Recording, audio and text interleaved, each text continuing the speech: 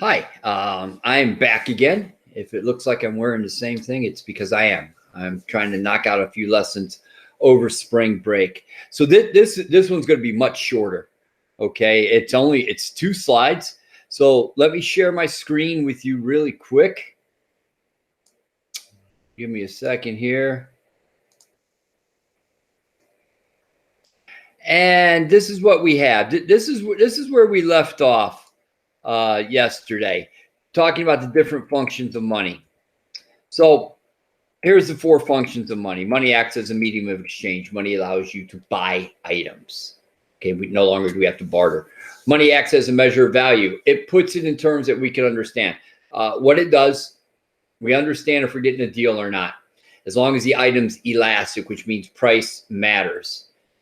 Money acts as a store of value. Money's one of those unique characteristics that holds its value, so to speak. The purchasing power may vary, but as I was telling you yesterday, a $50 bill is a $50 bill. Purchasing power may vary.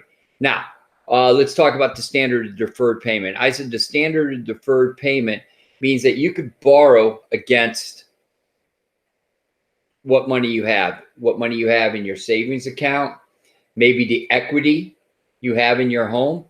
So equity in your home is what so let's say you own a $100,000 home, or you have a $100,000 home, and you only owe $50,000 on that home. So we're going to say you have $50,000 equity. If you took out a $100,000 loan and you sold the house, and let's just say you owe $95,000 on it, and you sold it for $100,000, then you owe the bank $95,000. You only have $5,000 equity. So bottom line, really quickly, what money does, it allows us to determine if you're a good credit risk. So speaking of credit, that's where we're going to go. We're going to take a break away from money for something, or for a moment, and we're going to talk about what's called the 4 C's of credit. When you guys, if you're 18, your credit clock has started when you start to put something in your name. So we're going to take a look at the 4 C's of credit. So the first C is your character. And what they're taking a look at are these 3 things. They're taking a look at your past paying habits. They're taking a look at, do you pay your bills? Better yet, do you pay your bills on time? When you turn in late work, I take points off. When you come in late to class, I take points off. That's part of your character. Are you reliable? That's what they're looking at. It's good to pay your bills. Pay your bills. But if you pay them late and you continually pay them late, that's a ding against your credit. Here's something they take a look at. How long have you lived at your current address? Now, some of you, we built a home. We've been here 3 years. I was at the previous house, I don't know, 15 or so. I have not left Wadsworth. I haven't left Wadsworth in, I don't know, I've been here back 28 years since I did my 2 years in North Carolina teaching. So that just shows a little bit of stability. And the other thing that shows stability is, do you rent or own? If you rent, you could always be on the move, maybe harder to track you down. Owning, it's easier to find. So that's one of the 4 C's of credit. So the most important one, pay your bills and pay them on time. The next one's your capacity. What they want to do is they want to take a look at, how much do you make? Okay. They're going to ask you, when you go to fill out loan work, how much do you make? Guys, don't lie. They're going to contact your employer, and it's going to kind of go a little bit back to your character. Don't lie. If you make $30,000, tell them you make $30,000. Okay. Don't round up. To be fair, I round down when I do it. I would have to really look it up when you include the coaching and stuff. Exactly how much do I make? I know what my teaching salary is, which is typically what I give them. And I pull the coaching out of it. And they want to know, how long have you held your job? That goes back to your character. Do you rent or own? Are you always moving around? How long have you held your current job? So I've been teaching 31 years. 2 years in North Carolina. Then I came back, still teaching, 6 years at Revere, and then the past 23 here. Okay, stability. That's what they're looking at. If you're jumping from job to job, and people are going to do that when they're young, and we know that. People are going to rent when they're young, and we know that. I'm not saying don't rent a house. I'm not saying don't change jobs. I'm saying once you settle into a job don't work there 3 months and then change. That's kind of what they're looking at. They're looking at your capital. They're looking at your income plus your savings and checking account. Here's what they want to know. Are you banking on a regular basis? Are you putting money in the bank? Or do you, as soon as you get your money and you're like, well, I have direct deposit. Yeah, but are you pulling it all out? They're going to look at your bank. They're going to look at your savings. They're going to look at your checking. The way we do it in our house, checkings for bills. I keep enough in there to pay bills. That's it. Savings is that emergency fund. That fund where ideally your first objective is to have 3 months income stored away. Then you build it up to 4 months, 5 months. Ideally, they say 3 to 6 months, maybe a little bit longer. I'm betting some people right now wish they had 3 months tucked away, especially those that have just gotten laid off. But they're looking at your capital. What do you have to fall back on?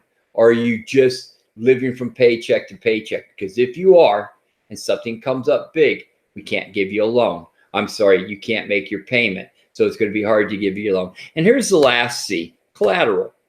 So let's say you default. Defaulting is not paying your house. Let's say you default. What can I take? Well, it's pretty simple. If you default on your home, they're going to take your home. They're going to foreclose. If you default on your car, they're going to repossess your car. But when you go and you get a loan, I remember our first home, we had to get a loan, put some carpet in, do some stuff around the house. And we had to identify items in the home, and a television, a stereo. We had stereos back in the day, this, that, to back our loan, that if we didn't pay it back, they could take that. Now, here's the one thing. When default is not paying your loan. The one loan you cannot default on is your student loan. What are they going to take from you? Most of the time, your parents have backed you. But what are they going to take? They're going to take your diploma. They can take, if they want my diploma, they could have it. I don't even know where my college diploma is. What are they going to take from you? They can't take your knowledge. Now, in certain jobs, like my job, maybe they don't allow me to renew my license till I start paying my loan.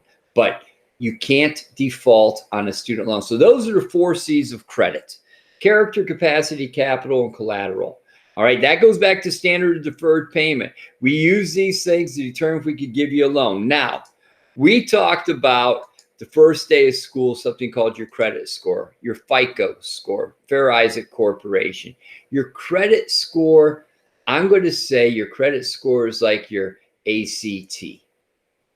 Your ACT score doesn't tell you how well you're going to do in college. It tells you how prepared you are, and are you college ready.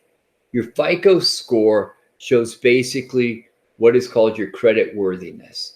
You guys retake your ACT and you retake your ACT to get a higher score. Schools, the higher your score, the more money schools are going to give you. Why? Because you're a better risk. The risk, you have a better chance of finishing school. So I'm going to give you more financial aid. Okay, I'm going to give you more financial aid because I'm going to nickel and dime you in other ways through fees and stuff like that. If you have a really low ACT, you're not a very good possibility to finish school. So what I'm going to do is I'm going to make you pay as much as you can up front, so I can get as much money as I can out of you. You would think it'd work the other way around, that the person with the really low ACT, we'd give them all kinds of money to try to get them to come to school.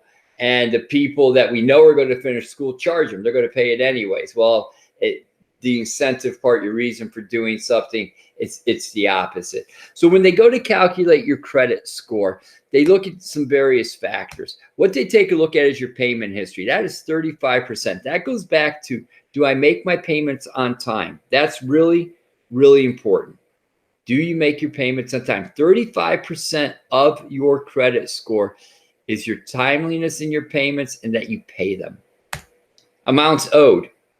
So this is what they do. They take a look at How much do you owe out there? So I have a house loan, my car, my wife's car, and probably we each have our own credit card, probably those two. So we have 5 things that we owe on, aside from your normal bills, but they're looking at borrowed money. So how much? So how much do I owe? 30% of my credit score. They take a look. They take a look at the length of your credit history. How long have I had credit? So my credit card I probably had since early 2000. My wife's credit card, I think she's had even longer. Here's what you need to do. Once you get a credit card, keep it. Okay. It just shows stability. They're always looking for stability. Keep it. I'm not saying run out and buy a credit or get a credit card. That's not what I'm saying. I'm saying once you get one, keep it. You don't trust yourself? It's really easy. Put a limit on what you can spend. Okay, your credit line, no more than $500. We'll say, maybe no more than $300. Just it's emergency for you. So the length of credit, and the next thing is new credit. How many applications do you have out there now? As a younger person, you're going to have student loan applications, maybe a car application, maybe a house application, stuff like that. Once you get settled in, what they're saying is don't run around and sign up for every credit card. You guys know when you go to Kohl's, hey, you want to put on your Kohl's card? I don't have one. Hey, would you like to sign up for one? The answer is no. Don't do it, because that's a ding on your credit, because now you could possibly overextend yourself. So they take a look at that, and then they take a look at types of credit currently in use. So what do you have? Are they loans? Are they credit cards? Are they student loans? What are they? Okay, car loans. They're just taking a look at what you have out there. But here's 65%. Your timeliness and how much have you borrowed. That is 65% of your credit score. So we could sit there. Money acts as a standard deferred payment. We could calculate all this up, and we could assign you a score. So this is what the score means. 750 and above. It typically goes to about 850. 850 is typically, I've never seen a credit score above 850. That means you have excellent credit. Doesn't mean I'm guaranteed a loan. What it means is if I'm going to get a loan, if I'm going to receive a loan, I'm going to get a loan at the best credit rate possible. 700, 749, good credit. You can see that below. Somebody with 600, 649, you have poor credit, maybe need a co-signer, or maybe let you get a loan on your own, but your interest rate is a lot higher. And I'm going to say somebody below 600 probably needs a co-signer, and we'll talk about that later. I'm going to post on Google Classroom a couple questions go along with this. Remember, I posted yesterday some questions that went along with just what money is. You need to keep up with them. All these are due on Thursday. And again, on Thursday, you have a test. Okay. I hope things are going well. I'm going to close out of this here as soon as yep, here we go. So have a good day. I hope everything's going well.